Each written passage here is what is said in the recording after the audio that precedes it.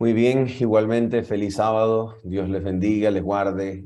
Nuevamente permítanme dar las gracias a Dios en primer lugar y juntamente también a cada uno de ustedes, a mi hermano Pedro por haberme invitado, contactado para formar parte de esta semana de estudio de la palabra.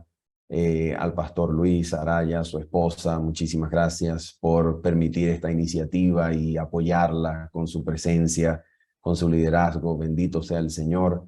Al distrito completo de Melipilla, muchísimas gracias por haber extendido la invitación y regalarme en el nombre de Cristo un voto de confianza para prestarme aproximadamente unas 8 horas para oír lo que la palabra del Señor es a través de este servidor. Así que muchísimas gracias, Dios les bendiga, les guarde. Y bueno, habiendo dicho eso, vamos a orar nuevamente para pedirle al Señor que pueda guiarnos, que pueda orientarnos y nos bendiga con su palabra poderosa en esta oportunidad. Vamos a orar. Bendito y santo Padre Celestial, te bendecimos, te alabamos y te glorificamos, buen Señor, desde hoy y para siempre, con todos nuestros corazones y mentes, Señor.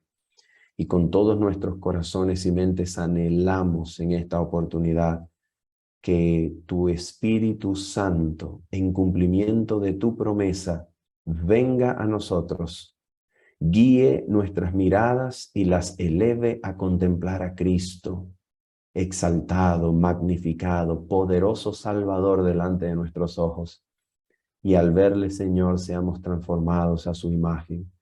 Al verle, Cristo pueda darnos vida, Señor, vida para ser resucitados, reavivados por medio de su gracia, Padre. Te lo pedimos en el precioso nombre de Jesucristo. Amén y amén. Muy bien, nuestro tema para esta oportunidad se titula El poder del pacto eterno. ¿De qué se trata nuestro tema? Nuestro tema se trata sencillamente de ir a la palabra de Dios y buscar cuál es el poder que Dios promete para nosotros, los que creemos en su promesa de salvación. Cuando usted y yo le creemos a Él, cuando usted y yo ponemos nuestra confianza en Él y lo miramos, lo contemplamos, le creemos y aguardamos confiadamente el cumplimiento de su promesa, ¿cuál es el poder que Dios hace disponible para nosotros? ¿Cuál es el poder por medio del cual el corazón suyo y el corazón mío es atraído a Cristo y amoldado a su imagen? ¿Cuál es ese poder? Permítanme entonces citar de nuevo la Biblia y esta vez vamos a comenzar en Hebreos capítulo número 13. Hebreos capítulo número 13 y vamos a leer de nuevo el versículo número 20. Hebreos capítulo número 13, versículo número 20. Mira lo que dice la Escritura en esta oportunidad. Dice así: y el Dios de paz, que resucitó de los muertos a nuestro Señor Jesucristo, el gran pastor de las ovejas, por la sangre del pacto eterno, os haga aptos en toda buena obra para que hagáis su voluntad. La primera pregunta que yo quisiera hacerles acerca de este versículo que acabamos de leer es lo siguiente. ¿Ustedes creen que sea casualidad que ese Dios, escuchen bien, ese Dios y Padre de nuestro Señor Jesucristo, el Dios de paz, ¿ustedes creen que sea casualidad que se presente en estos versículos como el Dios que resucitó de los muertos a nuestro Señor Jesucristo? ¿Creen ustedes que es casualidad esa mención a la resurrección de los muertos? ¿Creen ustedes que sea casualidad que se mencione el poder del Dios y Padre para dar vida a los muertos? Permítanme decirles, queridos amigos, que esto no es casualidad.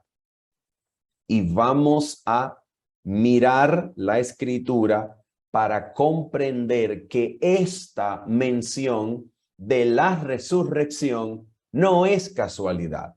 Vamos a mirar en la Escritura cuál es el poder que Dios ejerce como parte del pacto eterno para todos aquellos que le creen y que confían en él. Así que vamos a trasladarnos en la Escritura a la primera vez, atención, la primera vez que el pacto eterno se formula luego del Edén. En otras palabras, de acuerdo con la Escritura y de acuerdo con el espíritu de profecía, la primera vez en toda la historia de la salvación que el pacto eterno se manifiesta y se da a conocer a los seres humanos ocurre en Génesis capítulo número 3, versículo 16. Génesis 3:15, disculpen, Génesis 3:15 es la primera mención en la historia del plan de la salvación, del pacto eterno para el ser humano. En otras palabras, no es que Génesis 3:15 es la inauguración del pacto eterno. No, Génesis 3:15 es la primera vez que el pacto eterno se da a conocer al ser humano. Y la pregunta es, ¿cómo se dio a conocer el pacto eterno en Génesis 3:15? Precisamente Dios lo dio a conocer como una promesa. Dios hizo una promesa al ser humano. Y esa promesa incluía la intervención de la divinidad, la intervención de Dios en la naturaleza humana, en la humanidad nuestra, y a través de esa intervención, por medio de un acto que le causaría dolor al descendiente de la mujer, que sería Cristo mismo, por medio de un acto de dolor, Cristo aplastaría la cabeza de la serpiente. Pero al mismo tiempo, ese acto de dolor que destruiría la cabeza de la serpiente, que fue la cruz del Calvario, ese acto de dolor del descendiente de la mujer de Cristo, de acuerdo con Génesis 3:15, tendría como principal función crear, escuchen bien, establecer, poner enemistad entre Satanás y la humanidad. ¿Ok? Eso es la manera en la cual comienza Génesis 3:15.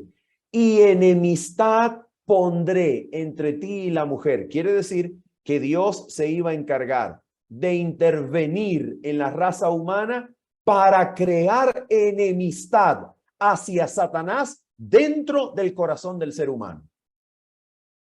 Y esa es la promesa maravillosa del pacto eterno. La gracia que Cristo derrama en el alma, ese principio nuevo introducido en el alma, ese poder transformador, ese elemento regenerador, esa gracia que Cristo introduce en el alma, crea enemistad en el corazón del ser humano contra Satanás y contra el pecado. Y por medio de esa enemistad que se crea en el corazón humano, el hombre es habilitado para volver a resistir a Satanás, y eso significa que es habilitado para obedecer nuevamente al reino celestial, a la administración divina, a la ley de Dios. La segunda vez que este pacto eterno se manifiesta en toda claridad hacia el ser humano es en la promesa dada por Dios al patriarca Abraham. Cuando Dios se le aparece a Abraham y con su voz lo llama, Dios le promete al patriarca algunos elementos bien interesantes. Vamos a mirar esta promesa en Génesis capítulo número 12, versículos 1 al 3.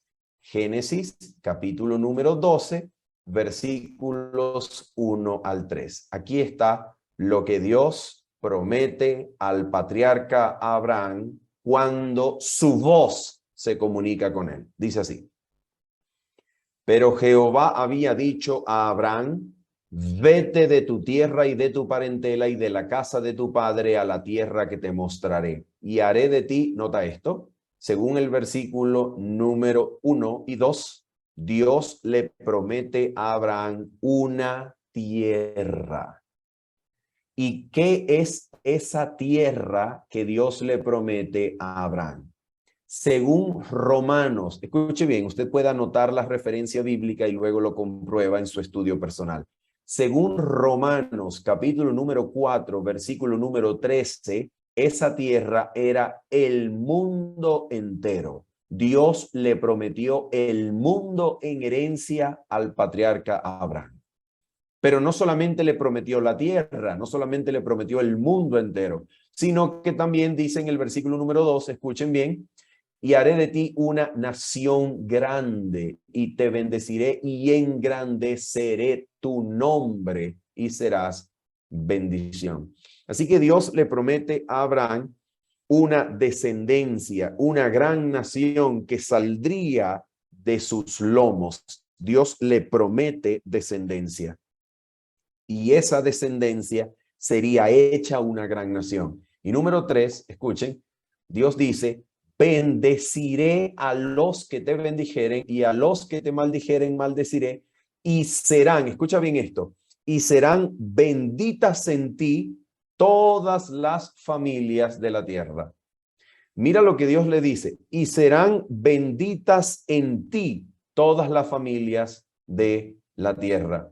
Y luego esta bendición con el paso de los años, atención, con el paso de los años, esta bendición se iba a transformar en lo siguiente. Vamos a mirar Génesis capítulo número 22, versículo número 18. Mira lo que dice. ¿Recuerdan? En ti serán benditas todas las naciones de la tierra. ¿Recuerdan Génesis 12:3? Lo que acabamos de leer. Mira en lo que se transforma con el paso de los años, mientras la revelación aumenta y progresa. En Génesis 22:18, esa bendición que dice: en ti serán benditas todas las naciones, se transforma en tu simiente serán benditas todas las naciones de la tierra, por cuanto obedeciste a mi voz. Ahora, lo interesante es que esta bendición, vamos a ir rápidamente a Gálatas, capítulo número 3, y vamos a leer el versículo número 16. Atención, dice el texto: ahora bien, escucha, a Abraham fueron hechas las promesas y a su ¿qué? A su simiente. Ahora dice, no dice y a las simientes, como si hablase de muchos, sino como de uno, y a tu simiente, la cual es Cristo. Así que cuando nosotros estamos aquí en Génesis 22:18 y leemos en tu simiente, según la interpretación del Espíritu Santo por medio del apóstol Pablo en Gálatas capítulo 3, versículo 16, ¿qué es lo que Dios en realidad le está diciendo a Abraham? Dios le está diciendo, aquí le está diciendo, en Cristo serán benditas todas las naciones de la tierra, ¿cierto? En Cristo serán benditas todas las naciones de la tierra. Eso es lo que Dios le está prometiendo al patriarca Abraham. Ahora, lo interesante es lo siguiente. Mira esto. En la historia de Abraham, entonces, Dios va a permitir, escuchen bien, Dios va a permitir una demora. Dios va a permitir que el tiempo transcurra y Abraham no vea cercana el cumplimiento de la promesa de Dios.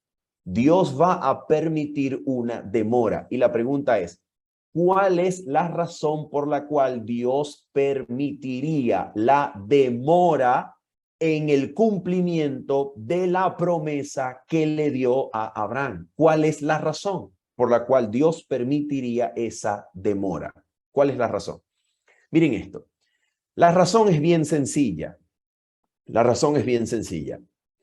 demora en el cumplimiento de la promesa de Dios es resultado y consecuencia de un elemento en la experiencia del patriarca Abraham que Dios anhela sacar de su experiencia. Dios anhela extirpar de la experiencia de Abraham ese elemento. ¿Y cuál es ese elemento que Dios anhela sacar, extirpar, borrar de la experiencia de Abraham? ¿Cuál es el elemento?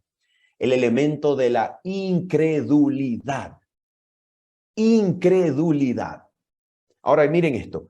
Esto no es solamente el ejemplo de Abraham. Esto no solamente ocurrió con Abraham. La incredulidad, según Hebreos capítulo 3, Hebreos capítulo número 3, la incredulidad también fue la razón por la cual el pueblo de Israel que salió de Egipto demoró 40 años vagando en el desierto antes de experimentar el cumplimiento de la promesa de entrar a la tierra prometida. ¿Y cuál fue la razón? Hebreos capítulo 3 dice que fue por la incredulidad. Entonces, la incredulidad en la experiencia de Abraham sería la razón por la cual Dios permitiría la demora en el cumplimiento de su promesa para sacar la incredulidad de Abraham, para enseñarle a Abraham en qué consiste el poder que cumple la promesa. ¿En qué consiste ese poder que cumple la promesa de la palabra de Dios? Para mostrarle eso a Abraham, Dios permite la demora para sacar la incredulidad y que Abraham pueda confiar única y exclusivamente en el Dios que promete y no en nada más. Ok, vamos a mirar esto en la vida de Abraham rápidamente. Vamos a hacer un recuento bien rápido. Cuando Abraham llega a la tierra prometida, en Génesis capítulo número 12, se nos dice que el cananeo ya habitaba en la tierra. Mira esto. Así que Dios permite una prueba en la experiencia de Abraham y esta prueba consiste en que la tierra a la cual Abraham salió a buscar resulta que no está vacía, resulta que está habitada. Pero luego, en el mismo capítulo número 12, aparte de que el cananeo vivía en la tierra, también Dios permite una hambruna. Dios permite que venga un hambre terrible, una hambruna en la tierra. Y entonces Abraham cree necesario hacer algo para salvarse a él y a su familia. Y Abraham, ¿qué es lo que hace? ¿Dónde busca refugio el patriarca? Busca refugio en Egipto. Pero no solamente busca refugio en Egipto, sino que se refugia en la mentira. ¿Por qué se refugia en la mentira? Porque cuando va caminando a Egipto, se pone de acuerdo con Sara y le dice, mira, mi amor, resulta que tú eres una mujer de hermoso parecer, eres una mujer muy bella y yo tengo miedo por mi vida de que cuando lleguemos a Egipto, los egipcios vean lo hermosa que eres y quieran matarme para tomarte por mujer. Así que si nos preguntan en Egipto, vamos a decir que tú eres mi hermana y así Abraham se refugia en la mentira cuando va a Egipto. Pregunto, ¿por qué creen ustedes que Abraham apela a la mentira para salvar su vida? Porque no le cree a Dios, no le cree completamente. En otras palabras, Abraham cree que Dios es un Dios débil que no puede cumplir su promesa y entonces a través de la mentira, él, Abraham, va a ayudar a Dios a que Dios cumpla su promesa para él. Porque si a él lo matan, entonces Dios no va a poder cumplir su promesa. Porque si a él lo matan, la promesa era hacer una nación grande de Abraham. Pero si a él lo matan, Dios no va a poder cumplir su promesa. Así que Abraham cree que necesita ayudar a Dios con una mentira para que Dios cumpla su promesa. ¿Te das cuenta la incredulidad de Abraham? Entonces mira esto. Luego de eso, Abraham sale de Egipto, Dios le da una lección, llega de nuevo a la tierra y resulta que cuando llega a la tierra tiene una nueva prueba. Y la prueba es que ahora Lot y sus posesiones y sus pastores se están peleando con sus posesiones y con sus pastores. Entonces, la prueba es darle a Lot el primer lugar, darle a Lot la elección en primer lugar para que Lot decida dónde va a vivir y dónde quiere morar. Y resulta que Lot levanta su mirada y escoge qué parte, la parte más fértil, la parte más hermosa, la parte más productiva. Y Abraham dijo, bueno, está bien, adelante, escoge tú. Si tú vas allá, yo iré en la dirección opuesta. Y Abraham pasa esa prueba de manera victoriosa. Pero luego Dios permite una prueba más. Y es que ahora vienen los ejércitos de Kedorlaomer e invaden esa zona con 4 reyes más y se llevan a Lot cautivo. Y entonces Abraham, lamentablemente, vuelve a apelar a su fuerza, a su sabiduría, a sus maquinaciones, a su intelecto, a su criterio, a su opinión, y no le cree a Dios, no confía en el Señor, sino que agarra las armas, hace guerra y se va a matar con sus 300 siervos, se va a matar a todo lo que encuentre para liberar a Job. Perdón, para liberar a su siervo Lot,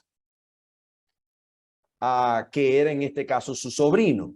Y entonces Abraham lamentablemente vuelve a fallar y ahora Dios vuelve a permitir una prueba y esta prueba es la tardanza.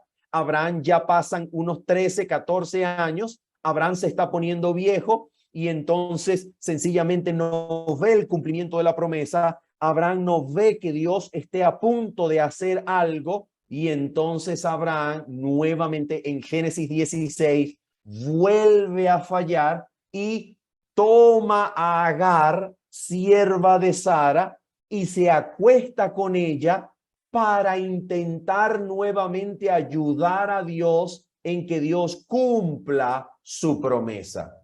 Y Dios entonces en todo esto permite cada prueba y permite la demora para enseñarle algo a Abraham. ¿Qué es lo que Dios anhela que Abraham aprenda? Mira esto. Cuando Dios llama a Abraham, Dios le prometió una tierra a un nómada. Y luego le prometió una gran descendencia a un hombre cuya esposa era estéril. Pregúntate por favor, ¿cuál es la razón de hacer heredero de una tierra a un nómada? ¿Y cuál es la razón de hacer heredero de una gran nación a una pareja estéril? ¿Cuál es la razón? Pues precisamente la razón es que Dios quiere enseñar que el cumplimiento de su promesa es solamente dependiente de su propio poder, de su propia gracia. Es su poder el que hace la obra. Es su gracia la que cumple la promesa. Dios quiere magnificarse y al magnificarse resulta que le promete una tierra al hombre que menos tierra tenía porque se convierte en un nómada y ahora le promete una nación grande a un hombre que no tiene hijos. En otras palabras, Dios quiere magnificar su gracia, quiere exaltar su poder. Y entonces permite la demora para que Abraham conozca cuál es el poder que está detrás de la promesa. Y vamos a mirar cuál es el poder que está detrás de la promesa. Vamos a ir, por favor, a Romanos capítulo número 4. Romanos capítulo número 4. Mira esto. Romanos capítulo número 4 y vamos a leer desde el versículo número 17. Mira esto. Romanos 4, versículo 17. Mira lo que nos dice la palabra del Señor. Está hablando acerca de Abraham. Está hablando acerca del llamado de Dios al patriarca. Y mira lo que dice aquí. Como está escrito, escuche, como está escrito, te he puesto por padre de muchas gentes. Eso fue lo que Dios le dijo a Abraham. Escucha, delante de Dios a quien creyó. Escucha esto, por favor. Mira esto. El cual da vida a los muertos y llama las cosas que no son como si fuesen. Una pregunta. ¿Qué dos elementos se notan en este pasaje? ¿Cuáles son los dos elementos que resaltan de Dios, de su carácter, de su poder, de su divinidad? ¿Cuáles dos elementos resaltan aquí? Miren, permítanme señalarlos. Número uno, el poder que da vida a los muertos. ¿Cómo se llama ese poder? Poder de resucitar, poder de resurrección. Y número dos, ¿cómo se llama este poder? Llamar las cosas que no son como si fuesen. ¿Cómo se llama ese poder? En otras palabras, ¿cómo se llama el poder de Dios que le da nombre a algo que no existe y cuando lo llama y lo pronuncia, eso que no existe comienza a existir? Por ejemplo, no hay luz. Las tinieblas cubren la faz del abismo y Dios tiene un nombre para eso que no existe. Y cuando Dios dice sea la, y ahora lo nombra, la luz, entonces la luz existe. ¿Cómo se llama ese poder? Poder creador. Poder creador. Así que nota, el poder que está detrás de la promesa de Dios es el poder de la resurrección, es el poder del creador. Ahora mira cómo Dios quería enseñarle esto a Abraham. Escucha esto. Mira cómo Dios quería enseñárselo. Versículo número 18 y 19. Escucha esto. Él, hablando de Abraham, él creyó en esperanza contra esperanza para llegar a ser padre de muchas gentes, conforme a lo que se le había dicho. Así será tu descendencia. Y ahora mira en dónde puso su fe Abraham. Mira lo que Dios quería enseñarle. Escucha esto. Versículo 19. Y no se debilitó en la fe al considerar su cuerpo, que estaba, ¿qué cosa? Ya como muerto. Fíjense esto. En el idioma griego, esta preposición no existe. En el idioma griego, esta preposición no aparece en el texto original. En otras palabras, el versículo dice que el cuerpo de Abraham no estaba ya como muerto. El texto dice que el cuerpo de Abraham estaba muerto para tener hijos. Para tener hijos, para función reproductora, el cuerpo de Abraham estaba muerto. Y también nos dice que siendo de casi 100 años. Ahora escucha esto.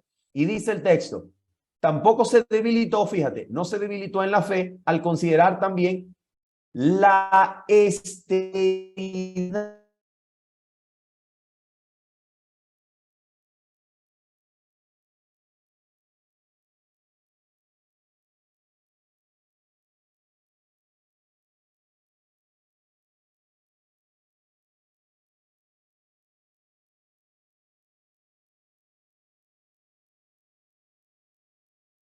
Eso. Oh, Dios permite eso para que Abraham conozca que Dios es el Dios que resucita de los muertos para cumplir su promesa.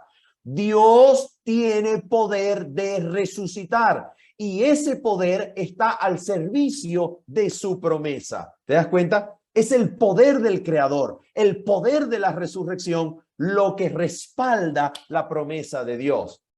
Y mira lo que ahora Dios le va a enseñar. Resulta que finalmente Abraham cree, Abraham confía, Abraham depende de Dios, Abraham se rinde a Dios, ya no intenta nada más, sino que aguarda el cumplimiento de la promesa y finalmente Dios le cumple la promesa. ¿Y cuál es el cumplimiento de la promesa? Dios le da un hijo. Y ese hijo se llamó Isaac. Y ese hijo era el deleite. Ese hijo era la sonrisa. Isaac significa risa en hebreo.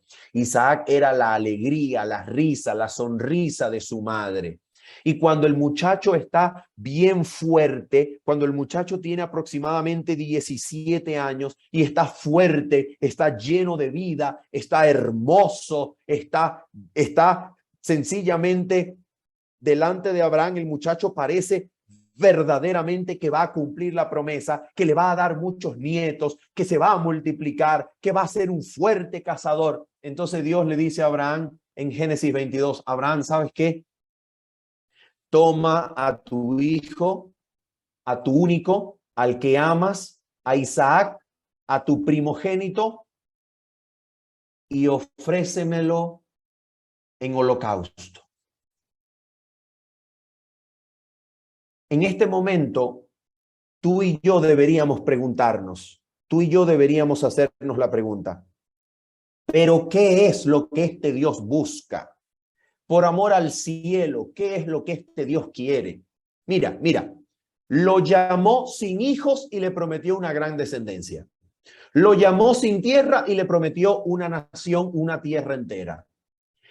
No le cumple la promesa inmediatamente, sino que permite la hambruna. Permite la habitación de la tierra por parte de los cananeos. Permite la invasión de un ejército extranjero. Permite que pase el tiempo y la promesa no se cumpla. Y cuando el muchacho nace, que está fuerte, ahora se lo pide en holocausto. ¿Qué es lo que este Dios quiere? Por amor al cielo, ¿qué es lo que él quiere? Oh, quiere enseñarte dónde radica su poder. ¿Dónde está el poder que cumple la promesa? El poder para cumplir la promesa no está en la voluntad humana, no está en la sabiduría humana, no está en la capacidad de Abraham para resolver las situaciones. El poder no está en la capacidad de Abraham para salir ileso de las circunstancias. El poder está en su palabra, el poder está en él, en su gracia. ¿Y qué es lo que Dios quiere? Dios quiere enseñarle a Abraham cuál es el poder que respalda la promesa. A ver, ¿cuál es el poder que respalda la promesa? Vamos a mirar. Vamos a mirar brevemente cuál es el poder que respalda la promesa. Para eso vamos a irnos a consultar lo que la Escritura nos enseña en Hebreos capítulo número 11, versículo 17. Vamos a mirar lo que nos dice la Escritura en Hebreos capítulo número 11, versículo 17 al 19. A ver, ¿qué dice? Versículo 17. Por la fe, Abraham, cuando fue probado, ofreció a Isaac, y el que había recibido las promesas ofrecía su unigénito. Pero ¿no te das cuenta la contradicción de palabras? Si la promesa es una gran nación, ¿cómo Abraham va a sacrificar al hijo que le promete una gran nación? ¿Cómo es que le va a dar muerte al hijo de donde va a salir una gran nación? ¿Cómo es eso? Oh, porque Dios quiere enseñarle algo. Dios le dijo, en Isaac te será llamada descendencia. Y quiere enseñarle lo siguiente, versículo 19. Pensando que Dios es poderoso. ¿Para qué? Para levantar aún de entre los muertos. ¿A quién? Oh, Dios era capaz de resucitar a Isaac si Isaac moría. Eso era lo que Dios quería que Abraham aprendiera. Abraham había puesto sus esperanzas en Isaac. Dios quería arrancar todo elemento de confianza humana. Dios quería que Abraham dependiera única, sola y exclusivamente del poder de su palabra, del poder de la promesa, que tiene como respaldo el poder del Dios que resucita. Dios puede resucitar de los muertos si eso es necesario para cumplir su promesa. Así que Abraham lo comprendió. Abraham se dio cuenta que Dios era poderoso para levantar aún de entre los muertos a Isaac, de donde en sentido figurado también le volvió a recibir. Así que, ¿qué es lo que Dios le está enseñando a Abraham? Dios le está enseñando el poder del pacto eterno, el poder de su promesa, el poder que respalda la palabra del Dios bueno es el poder de la resurrección. Él puede incluso dar vida de los muertos si eso es necesario para cumplir su palabra. Ahora la pregunta es, ¿será que esto nada más ocurre con Abraham? ¿Será que esta es la experiencia que Abraham aprendió? Pero bueno, nosotros podemos aprender otras cositas, una cosita aquí, otra cosita allá, cositas misceláneas, pero realmente Dios no nos quiere enseñar a nosotros el poder de la resurrección. ¿O será que se trata del poder de la resurrección lo que Dios quiere enseñarnos? ¿Será que eso es lo que Dios quiere enseñarnos? ¿El poder de la resurrección? Vamos a mirar lo que dice la Escritura. Escucha esto. Vamos a citar la promesa del pacto eterno. A ver, ¿dónde está la promesa del pacto eterno? La promesa del nuevo pacto, según lo estudiamos durante la semana. Se encuentra en Jeremías capítulo 31. ¿Recuerdan? Versículo número 31 en adelante. Ustedes recuerdan el versículo, ¿verdad? Que dice, he aquí vienen días, dice Jehová, en los cuales haré nuevo pacto con la casa de Israel y con la casa de Judá. No como el pacto que hice con sus padres el día que tomé su mano para sacarlos de la tierra de Egipto. A ver, aquí está el pacto. Aquí está el lugar donde Dios promete el pacto eterno. Aquí está el lugar donde Dios promete escribir su ley en el corazón. Aquí está el lugar donde Dios permite y promete comunión constante, genuina, acceso real al trono del Padre. Y aquí está el lugar donde el Señor promete perdón total y completo, las promesas del pacto eterno. ¿Cómo termina este capítulo? ¿Cómo termina este capítulo? Mira cómo termina este capítulo. Escucha bien. Mira esto. Mira cómo termina la promesa de Dios cuando da el pacto nuevo, el pacto eterno. Mira cómo termina esta promesa. Y todo el valle de los cuerpos muertos. ¿Cómo termina la promesa? Hablando de lo que Dios es capaz de hacer al valle de los cuerpos muertos y de la ceniza y de todas las llanuras hasta el arroyo de Cedrón, hasta la esquina de la puerta de los caballos al oriente, será santo a Jehová, no será arrancada ni destruida más para siempre. ¿Cómo termina la promesa del pacto eterno? Con una promesa de restauración, incluso de los valles de los cuerpos muertos. Y ahora mira esto. ¿Cómo aparece esta promesa del pacto eterno en el libro del profeta Ezequiel? ¿Dónde aparece esta promesa en el libro del profeta Ezequiel? Ezequiel capítulo 36, versículo número 25 en adelante. Aquí está la promesa del pacto eterno, la promesa de un nuevo corazón, la promesa de nuevo espíritu que Dios pone en nosotros. Mira esto. Aquí está. Dice el texto, escucha esto. Esparciré sobre vosotros agua limpia y seréis limpiados de todas vuestras inmundicias y de todos vuestros ídolos os limpiaré. Os daré corazón nuevo y pondré espíritu nuevo dentro de vosotros. Quitaré de vuestra carne el corazón de piedra y os daré un corazón de carne. Y pondré dentro de vosotros mi espíritu y haré que andéis en mis estatutos. A ver, ¿quién hace la obra? ¿Quién la promete? Haré, lo hace Él, y haré que andéis en mis estatutos y guardéis mis preceptos y los pongáis por obra. La pregunta es, ¿qué viene después de esta promesa?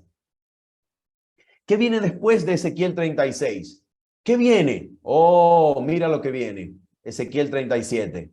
¿Cuál es el poder que respalda la promesa de Dios? ¿Cuál es el poder que respalda el pacto eterno? Mira lo que viene en Ezequiel 37. Ezequiel 37. La mano de Jehová vino sobre mí y me llevó en el espíritu de Jehová y me puso en medio de un valle que estaba lleno de huesos. Oh, y tú sabes lo que significa. Mira la pregunta de Dios y me dijo, hijo de hombre, ¿vivirán estos huesos? ¿Cómo eran esos huesos? Eran secos en gran manera. ¿Vivirán? Pregunta Dios. ¿Vivirán esos huesos? Y Ezequiel responde, Señor Jehová, tú lo sabes. Y ahora mira esto. Me dijo entonces, profetiza sobre estos huesos y diles, huesos secos, oíd palabra de Jehová. Oh, y mira la palabra de Jehová. He aquí, yo hago entrar espíritu en vosotros y viviréis. Pregunta, ¿yo hago entrar qué cosa? ¿Espíritu qué? en vosotros y viviréis. Pregunto, ¿no es esa exactamente la promesa del pacto eterno que encontramos aquí? ¿No es esa exactamente la promesa que dice, y pondré mi espíritu en vosotros, mi espíritu dentro de vosotros? Pregunto, ¿el mismo espíritu que ha de darnos un corazón nuevo, renovado, es el mismo espíritu que resucita a los huesos aquí? ¿Será? ¿Es el mismo espíritu? Absolutamente. Absolutamente es el mismo espíritu. Es el poder de la resurrección lo que obra el cambio de corazón. Es el poder de la resurrección lo que obra el pacto eterno en nosotros. Y mira cómo termina esto. Oh, mira cómo termina esto. Maravilloso, maravilloso. Mira cómo termina. Así ha dicho Jehová el Señor. Mira lo que significa la visión de los huesos secos. Mira lo que Dios quiere enseñarnos. He aquí yo abro vuestros sepulcros, pueblo mío, y os haré subir de vuestras sepulturas, y os traeré a la tierra de Israel, y sabréis que yo soy Jehová cuando abra vuestros sepulcros y os saque de vuestras sepulturas, pueblo mío, y pondré mi espíritu en vosotros y viviréis y os haré reposar sobre vuestra tierra y sabréis que yo Jehová hablé y lo hice, dice Jehová. ¿Qué es lo que Dios quiere enseñarte? ¿Qué es lo que Dios quiere enseñarnos? Pues es una verdad muy sencilla. El mismo poder con el que Dios anhela renovar tu corazón, escribir su ley en tu mente y en tu corazón, es el mismo poder que saca, ¿qué cosa? Que saca a los muertos de la tumba. Es el mismo poder de la resurrección. ¿Te das cuenta? Vamos a mirarlo de manera más clara. Vamos a mirarlo de manera absolutamente clara, absolutamente simple. Vamos a mirar lo que nos enseña el apóstol Pablo, por favor. Vamos a mirar lo que el apóstol Pablo nos enseña en Romanos capítulo número 8. Antes de leer Romanos capítulo número 8, ustedes saben cómo termina Romanos capítulo número 7, versículo número 24. ¿Cuál es la condición del apóstol Pablo? ¿Cuál es la condición de alguien que contempla la ley, conoce su pureza y percibe su pecaminosidad? ¿Cuál es la condición? Mira, es una condición de muerte, es una condición deplorable, es una condición de absoluta dependencia y necesidad. El apóstol Pablo exclama, miserable de mí, ¿quién me librará de este cuerpo de muerte? El apóstol Pablo reconoce que posee un cuerpo de muerte, una naturaleza de muerte. ¿Por qué? Porque esta naturaleza de muerte no le permite obrar el bien que quiere mientras intenta, no lo logra. Oh, pero entonces Dios viene y promete su espíritu. Oh, el mismo espíritu que da vida a los muertos en Ezequiel 37. El mismo espíritu que promete renovar el corazón desde adentro. Y Dios promete su espíritu. Y dice entonces el apóstol Pablo, mas vosotros no vivís según la carne, sino según el espíritu. Si es que el espíritu de Dios mora, vive, habita en vosotros. Y si alguno no tiene el espíritu de Cristo, no es de él. Y ahora dice el versículo 10, pero si Cristo está en vosotros, por medio de su espíritu, el cuerpo en verdad está muerto a causa del pecado, porque el cuerpo no puede obedecer por sí mismo. El cuerpo está muerto, como el cuerpo de Abraham, como la matriz de Sara para tener hijos. Estaba muerto. Nuestro cuerpo está muerto por causa del pecado para la obediencia. No podemos obedecer por causa del pecado, pero el espíritu vive a causa de la justicia. Y ahora mira lo que nos dice. Aquí está la promesa, la misma promesa. Escucha esto. Y si el espíritu de aquel que levantó de los muertos a Jesús mora en vosotros. A ver, ¿Quién resucitó de la tumba? ¿Quién los resucitó de la tumba? El Espíritu del Dios eterno. Y por eso el texto dice, y si el Espíritu de aquel que levantó de los muertos a Jesús mora en vosotros, ¿qué hará? ¿Qué hará ese poder con nosotros? ¿Qué hará el Espíritu en nosotros? Oh, mira lo que hace. El que levantó de los muertos a Cristo, Jesús, vivificará, resucitará, hará vivo de nuevo también vuestros cuerpos mortales por su Espíritu que mora en vosotros. ¿Qué es lo que nos está diciendo este versículo? Nos está diciendo que el mismo poder que obró, que funcionó, que se puso en marcha y operación en la resurrección de Cristo, es el mismo poder que Dios me da para resucitar mi cuerpo mortal, incapaz de obedecer, para que ande en su ley, para que su justicia se cumpla en mí.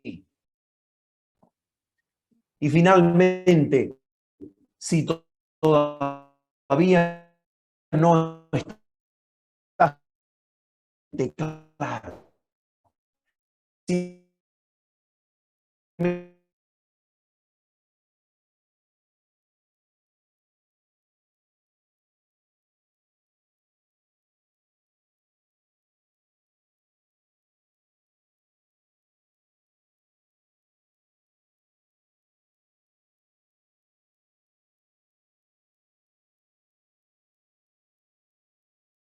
algunas cosas, mi abuela solía comprar algunas cosas para la cocina, algunas cosas de comida, alimento, en una tienda, en una bodega. Ustedes entienden la palabra bodega en una tienda.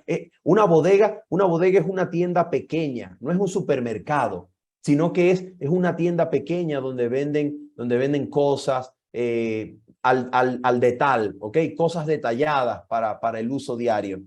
Y en esa bodega que atendía un señor que se llamaba José, el señor José tenía un cartelito fijado en la pared, un cartelito así fijado en la pared. Y el cartelito decía así, decía, hoy no fío, mañana sí. ¿Ok? Es decir, hoy no vendo a crédito, hoy no doy crédito, mañana sí. Y entonces cada vez que yo iba para la tienda con mi abuela, yo le preguntaba a mi abuela, yo le decía, ya llegó mañana, es hoy, hoy el señor vende a crédito. Y ella me dijo, no. La razón por la que ese cartel está allí es para que cada vez que tú vayas, el cumplimiento de la promesa siempre esté en el futuro, ¿verdad? Para que cada vez que vayas sea mañana que el señor José te va a vender a crédito. Y así que el día nunca llega, el día nunca se hace realidad, el día nunca llega. Y miren, mis queridos amigos, algunos adventistas somos así como ese cartel. Algunos adventistas somos como ese cartelito que dice, hoy no vendo a crédito, mañana sí. Y nosotros como adventistas del séptimo día hemos lamentablemente dicho vez tras vez y vez tras vez. Hemos dicho, hoy no puedo dejar de hablar mal a mi esposa o a mi esposo. Hoy no puedo dejar de tratar mal a mis empleados o a mis hijos. Hoy no puedo dejar de perder la paciencia. Pero cuando venga la ley dominical, allí sí voy a ser bien portadito. Allí sí voy a ser bien manso, bien humilde. Hoy no puedo vencer el café, pero cuando venga la ley dominical, allí sí voy a vencer y voy a estar de pie y que me arranquen la cabeza, pero voy a ser firme a mi Señor. Entonces, hoy no puedo dejar eso que me hace daño al comer. Hoy no puedo porque es muy difícil y soy demasiado pecaminoso. Pero cuando venga la ley dominical, allí sí, que me arranquen la cabeza porque seré firme. Hoy no puedo vencer en esta prueba del día sábado. Hoy no puedo, pero cuando venga la ley dominical, allí sí, que me quiten el trabajo y yo seré fiel al Señor. Entonces, muchos de nosotros como adventistas del séptimo día somos como ese cartelito. Es decir, hoy no podemos, hoy no se puede, pero mañana, cuando venga la prueba, ese día sí. Y la verdad es que si tú y yo somos así, si tú y yo pensamos así, ese día de cumplimiento de la promesa de Dios, quizás nunca llegue. Quizás nunca llegue. Porque Dios no nos ha dicho, mañana te resucito y te doy vida. No, Dios nos dice, hoy te doy vida. Hoy te doy mi espíritu. Hoy te doy el poder de la resurrección para que vivas, para que tengas un nuevo hogar, para que tengas una nueva familia, para que hables distinto, para que te portes distinto, para que seas humilde, para que tengas un carácter a mi semejanza. Hoy te quiero dar vida. Que Dios te bendiga y te guarde. Amén. Amén, amén, amén, amén. Bien, hermanos Pino, para que demos paso a la sección y ojalá resulte, Dios quiera que haya hermanos preguntones hoy día, vamos a invitarlo para que nuevamente ore, cierre esta sección y también pida al Señor que le siga dando sabiduría para la siguiente sección de preguntas en vivo. Padre bendito y santo, en el nombre precioso de Jesús, queremos aprovechar por medio de la fe todo tu poder desde hoy, Señor, y para siempre. Queremos resucitar a una nueva vida hoy. Queremos tener una nueva familia, un nuevo hogar, un nuevo carácter hoy, Señor. Queremos aprovechar tu poder y resucitar a una vida nueva, libre, Señor, de la esclavitud al pecado. Por favor, Señor, encárgate de nosotros. Permítenos creerte y danos tu poder, Señor, para hoy. En el nombre de Jesús. Amén y amén. Muy bien, veamos si resulta este experimento, un experimento de interacción. En este momento, mis hermanos, está disponible el hacer preguntas al orador, nuestro hermano Manuel Ospino. Puede ser respecto del tema de hoy, respecto del tema de ayer o de los temas anteriores. Y para ello vamos a hacerlo de la siguiente manera. Si usted quiere hacer una pregunta, primero va a levantar la manito, esa manito virtual obviamente que está disponible, ¿sí? Disponible. Para que pueda, ¿cierto? De esa manera, o el hermano Gormaz que está administrador en este momento, o yo, la hermana, por ejemplo, María Rezaba levantó la manito, ¿ya? Ella tiene una pregunta y le damos el pase, la hermana encenderá su micrófono y hará la pregunta. De esa manera no nos interrumpimos y nuestro hermano Manuel escucha la pregunta y la responderá en el Señor, obviamente, considerando la escritura. Así que, mis hermanos, no sé, ¿quién va a ser el primero? ¿Quién va a ser el primero? ¿Alguien tiene alguna pregunta? Ahí tenemos, hermano Igor. Igor se lanza al agua, vamos viendo. Encienda su micrófono y plantee la pregunta. Hola, muy buenas noches, pastor. Hermano, Ospino, yo quisiera hacer una consulta. Siempre los temas que tienen que ver con las predicaciones, yo tengo claro de que todo debe ser más a título personal. Cuando usted habló acerca del contexto, acerca de la muerte, hay un texto donde dice que en Cristo nos dio vida, ¿no es cierto? Y yo por el hecho, por ejemplo, pensar de que soy miembro de iglesia, un día me bauticé, ya llevo varios años, estoy haciendo un ejemplo para mí. Muchas veces puedo pensar yo de que por el hecho de que estoy en la iglesia el sábado y significa que eso no es para mí, porque en un momento dado tocó en Abraham. Usted tocó el ejemplo, ¿no es cierto? Tocó también acerca de la esterilidad de la esposa de Abraham. Entonces, puede ser que yo, aún siendo miembro de iglesia, estoy muerto en delito de pecado.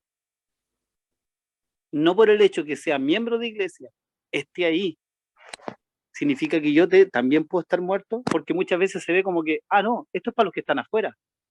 Pero resulta que cuando la Biblia está hablando del pueblo de Israel y de los que eran miembros y eran parte del pueblo de Dios, no los de afuera. Entonces, esa es mi pregunta, si cuando va esto enfocado, va enfocado a mí como miembro. Eso bastante. Bien, bien, querido hermano Igor. Cuando Abraham se refugia en la mentira y cree necesario mentir al faraón para salvar su pellejo y que no lo maten, ¿usted cree que Abraham estaba muerto en delitos y pecados y necesitaba ser resucitado? Por supuesto. Claro que sí. Abraham necesitaba conocer el poder de la resurrección para creerle a Dios y confiar en el Señor en cada prueba. De la misma manera, cuando Abraham se acostó con Agar, la Biblia dice que eso es el pacto antiguo. Y el pacto antiguo es incredulidad. El pacto antiguo es ministerio de muerte, ministerio de condenación. Entonces, yo, Manuel Ospino, que soy un predicador, que soy un adventista del séptimo día, yo, si en algún momento de mi vida el Señor pone una prueba delante de mí y yo por incredulidad recurro primeramente a mí mismo, a mi sabiduría, a mi inteligencia, a mi capacidad de resolver un asunto, y entonces miento o entonces caigo o sencillamente chantajeo o hago así para salvarme, entonces yo estoy sencillamente mostrando que hay una parte de mi vida que permanece esclava en el pecado y que el Señor quiere resucitar, que el Señor quiere liberarme. Así que, querido hermano Igor, esto no tiene que ver con estar dentro o fuera de la iglesia. Esto es una relación de crecimiento espiritual de cada alma con la cual Dios se relaciona. Y esto puede ser una experiencia para usted, puede ser una experiencia para mí.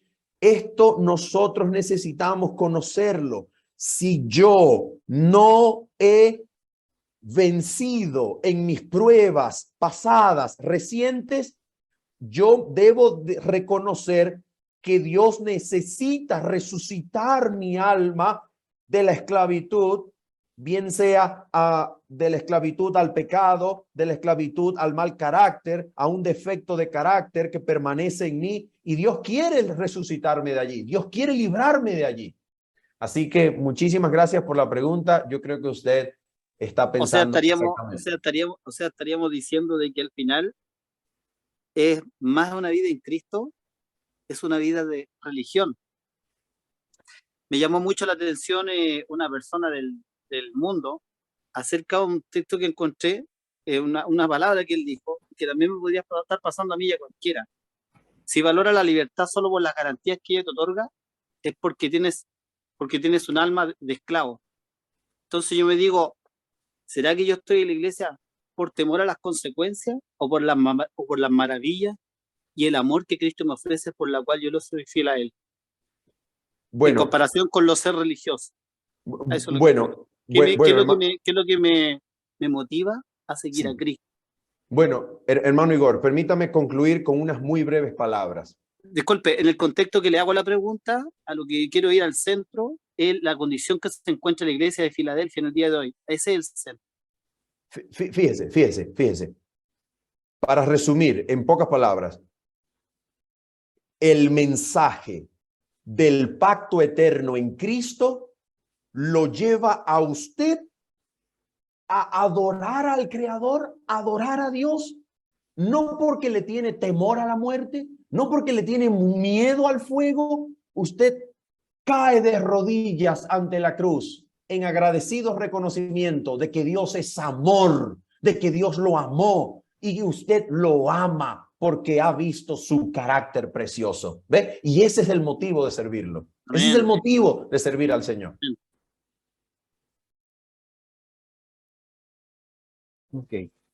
Gracias, hermano Igor. ¿Alguien más desea preguntar? Está la posibilidad, la plataforma está disponible. No veo otra manito que quiera. Allí tenemos, hermano Marcos Palacio. El micrófono es suyo. Plantee la pregunta a nuestro hermano Ospino, escucha atentamente y responderá por la gracia de Dios. Buenas noches, hermanos. Gusto de saludarlos. Pastor Ospino, gusto de saludarlos. Me encantaron los temas que usted expuso y obviamente nos hace meditar bastante y más profundo con respecto a los temas. Y por mucho tiempo también he estado estudiando con respecto cuando uno se bautiza. Y en eso yo he entendido que la salvación es imputada y después la segunda es la impartida.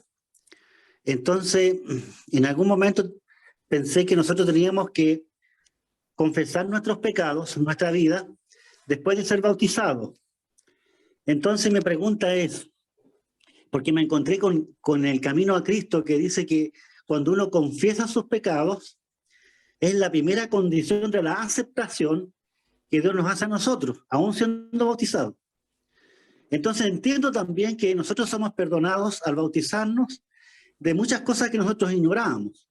Pero posteriormente, cuando ya estamos dentro de la iglesia, hay cosas que nosotros hicimos y nos equivocamos y son necesarias que nosotros podamos pedir perdón por ello. Y este ejemplo lo tomé también de los discípulos, porque los discípulos se bautizaron con el Señor Jesús, pero después en el aposento alto dice que ellos pidieron perdón hasta por su incredulidad. Entonces, ahí está mi pregunta, cuando ya tenemos el conocimiento de las doctrinas de la Iglesia Adventista, todos nosotros debemos confesar nuestras vidas.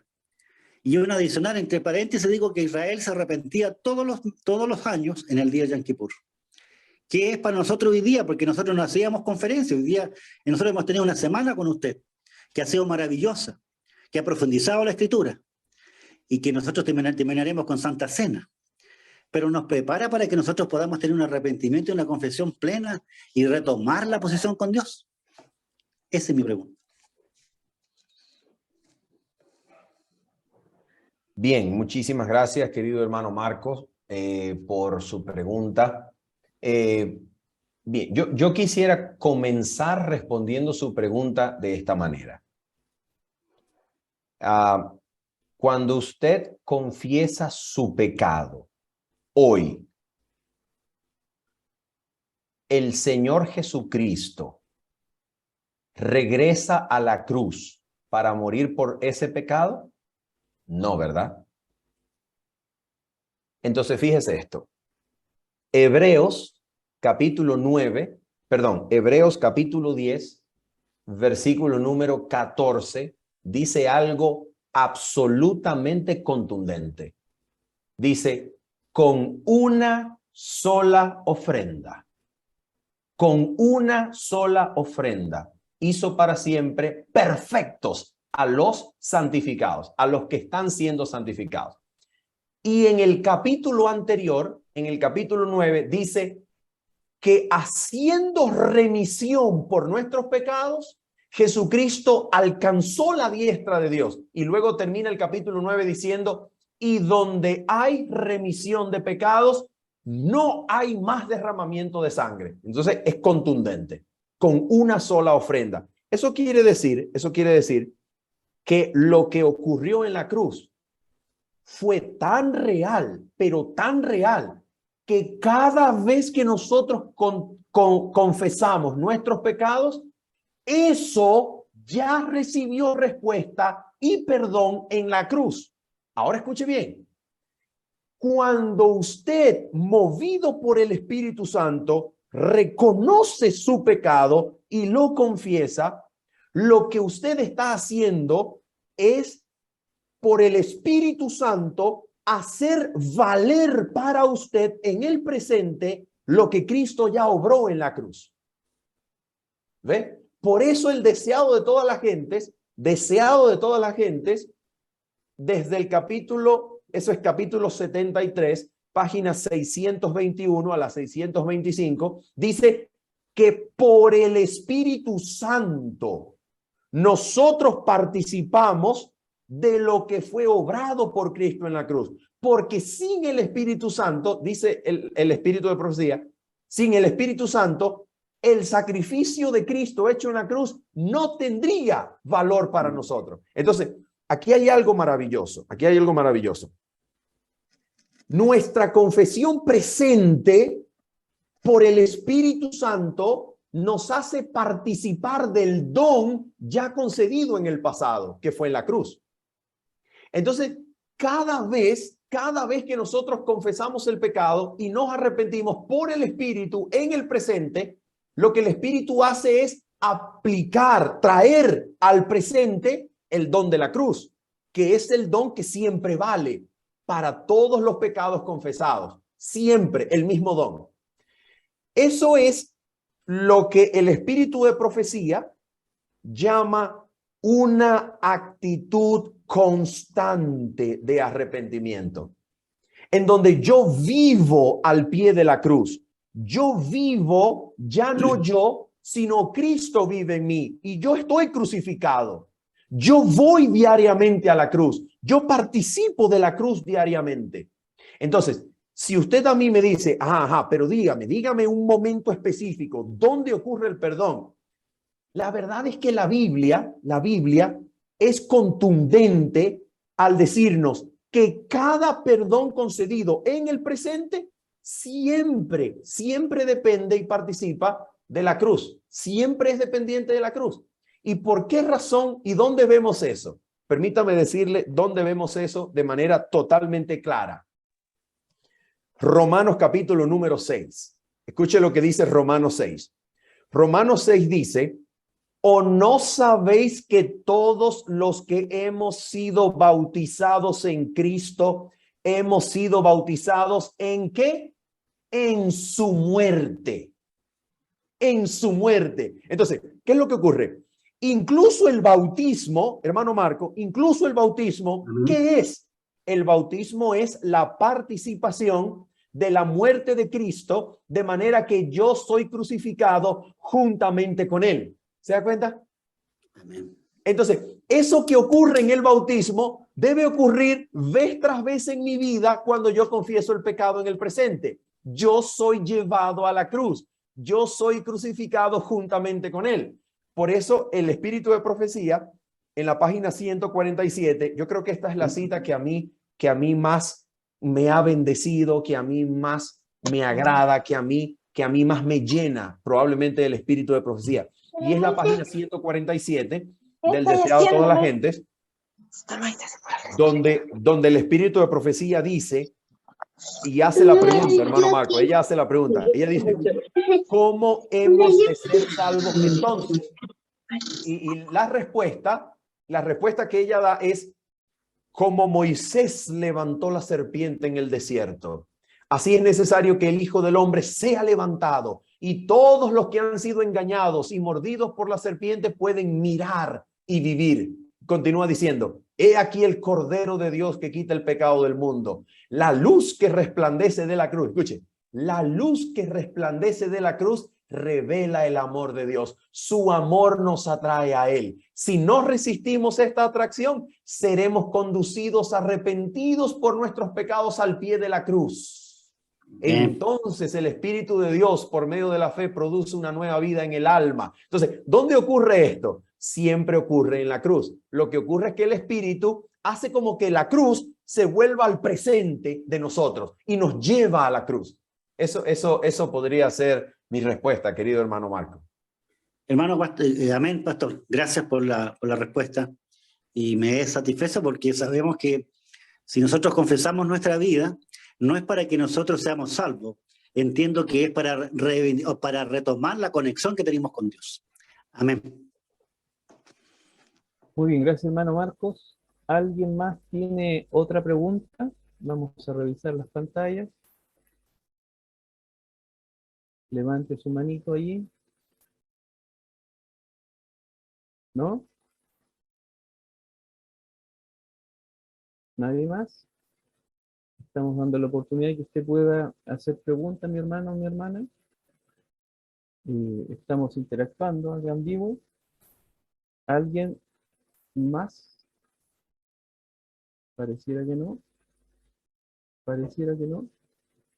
Hermano Espina, yo tengo una pregunta. En realidad tengo varias, pero quiero hacer una solamente. Me Bueno, interesa- como usted ha sido el moderador, pues se la permitimos. Mire, yo hace ya más de un año, y tengo que ser bien honesto, digamos, eh, yo era una espina molesta en la iglesia de Goyenar, muy crítico, con una amargura tremenda. Y por misericordia del Señor, eh, el Señor me condujo a predicadores como usted, que expusieron este mensaje precioso. Yo jamás, en mis casi 30 años de adventista, había escuchado estos mensajes. Y tuvo un impacto tal que lo que usted acaba de citar en el camino a Cristo ocurrió. Y esto ocurrió específicamente en el periodo de pandemia, que llaman pandemia. Para mí la pandemia fue una bendición en ese sentido. Y el Señor me atrajo y ocurrió un milagro en mi vida. Este mensaje precioso, conocer, por ejemplo, de la naturaleza humana que adoptó Jesucristo para poder rescatarme de lo más profundo del pecado, de ser tentado como todos somos tentados, y a diferencia nuestra del vencido, y ahora es poderoso, dice, para socorrernos a todos los que son vencidos, y perdón, todos los que somos tentados. Recuerdo también, por ejemplo, que descubrir la cita de Ellen White en la página 625 del Deseo a toda la gente, cuando dice que el Espíritu Santo ha sido dado como un poder divino para que venzamos toda tendencia al mal heredada y cultivada. Yo siempre pensé que Cristo no me comprendía en mis luchas, pero cuando entendí esto dije, Cristo es un Salvador cercano, a la mano, ¿me entiende? Comprende en qué significa ser humano. Y por tanto, si venció, me puede ayudar en mi lucha. Y eso cambió completamente mi vida. Yo entiendo que el propósito del Señor y el anhelo que aparece en el Espíritu de Profecía es que su pueblo, todos los que estamos acá, lleguemos a un momento en que reflejemos el carácter de Cristo. Y a mí me llama mucho la atención eso que dice el Espíritu de Profecía en palabras de vida del gran maestro, cuando dice que cuando Cristo vea este carácter reflejado en su pueblo, dice, entonces Él vendrá a buscarnos y reclamarnos como suyo. Entonces mi pregunta es, ¿cuál es el propósito final del pueblo adventista?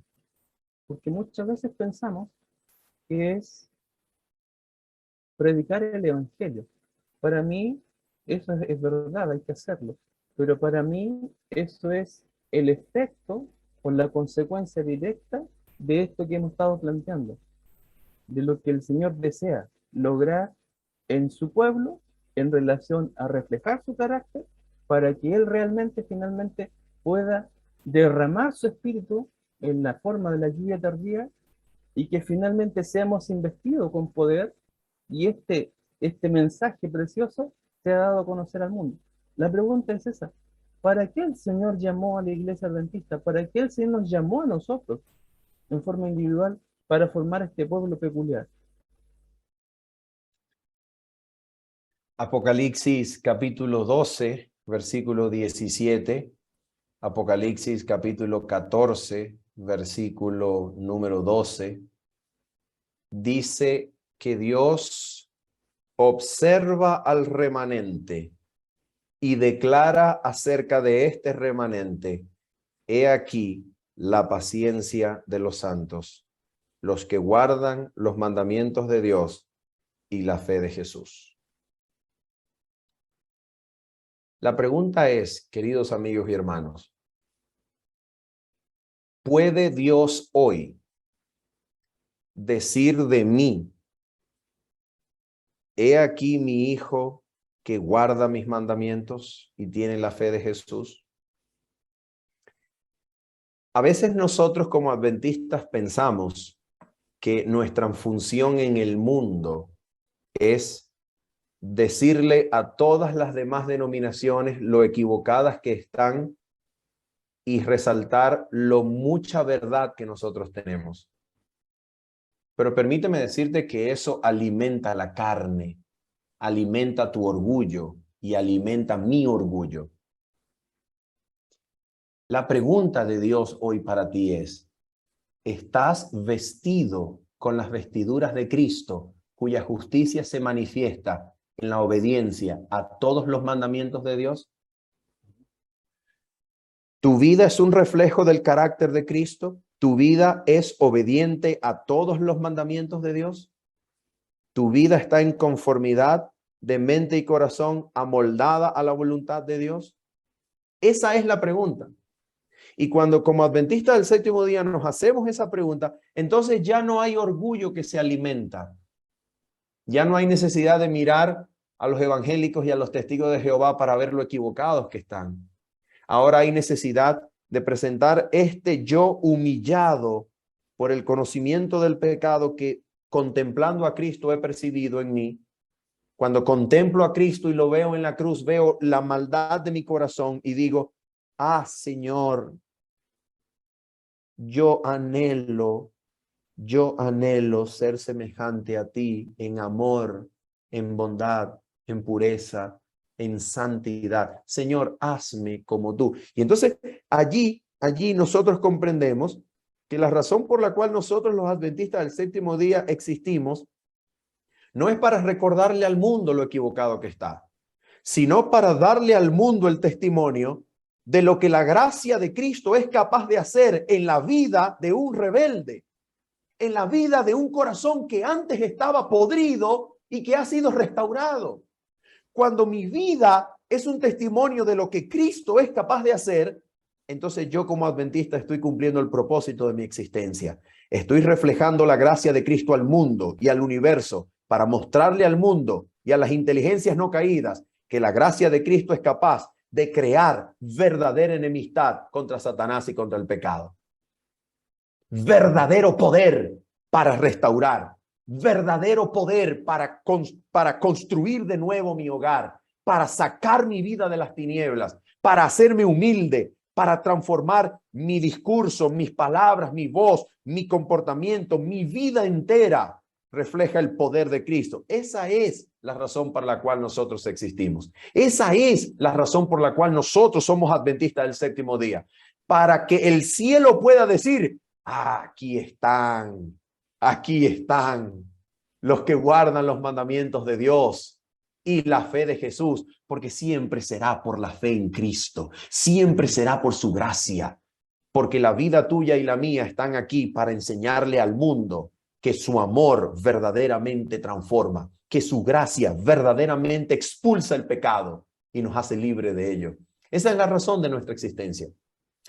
¿Cómo se le ha llamado, hermano Pedro? ¿Cómo se le ha llamado a esto en el lenguaje popular? A esto se le ha llamado la vindicación del carácter de Dios a través de su pueblo. Y es un nombre acertadísimo, es un nombre correcto. A mí me encanta citar y llamarlo con el nombre que la sierva del Señor lo pone. Mostrarle al mundo lo que la gracia de Cristo es capaz de hacer. Bendito sea Dios. Esa es nuestra razón. Esa es la razón por la cual estamos aquí. Y esa es la razón, escuchen bien, es la razón no solamente tuya como individuo, es la razón de la existencia de tu hogar, de la existencia de tu familia. El hogar tuyo y mío debe ser un ejemplo de lo que es el cielo en la tierra. ¿Te das cuenta lo que eso significa? Eso es un privilegio. Es un desafío, el mayor desafío de la historia del mundo, pero es realidad porque contamos con el poder y la gracia de Cristo. Que el Señor bendiga nuestras vidas, bendiga nuestros hogares y nos haga hogares de luz, resplandecientes como los justos y como las estrellas en medio del firmamento.